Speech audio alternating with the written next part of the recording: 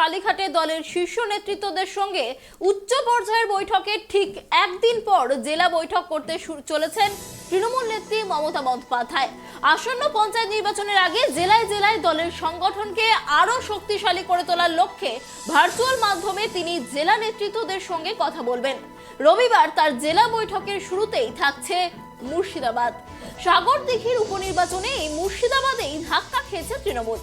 বাম সমর্থিত কংগ্রেস প্রার্থী বাইরন বিশ্বাসের কাছে তৃণমূল প্রার্থী দেবাশিস বন্দ্যোপাধ্যায় প্রায় 23,000 ভোটে হেরে গিয়েছেন। এই পরিস্থিতিতে সংখ্যালঘু অধ্যুষিত জেলাটিতে আগামী পঞ্চায়েত নির্বাচনে যাতে সাগরদিঘির কোনো প্রভাব না পড়ে সেই চেষ্টা শুরু করেছে শাসক দল। জেলা বৈঠকের জন্য দলনেত্রীও তাই প্রথমেই মুর্শিদাবাদকে বেছে নিয়েছেন। যদিও শুক্রবারের বৈঠকে মমতা সাগরদিঘিতে হারের কারণ হিসেবে সাংগঠনিক দুর্বলতার কথাই বলেছেন। ভোটে হারের পর প্রার্থী নিয়ে দলের অন্দরে কেউ কেউ কথা বললেও মমতা বৈঠকে জানিয়ে দেন প্রার্থী ঠিকঠাকই ছিলেন, কিন্তু তিনি যে সংখ্যালঘু ভোট নিয়ে উদ্বিগ্ন তা মমতা দলীয় বৈঠকে গোপন করেননি।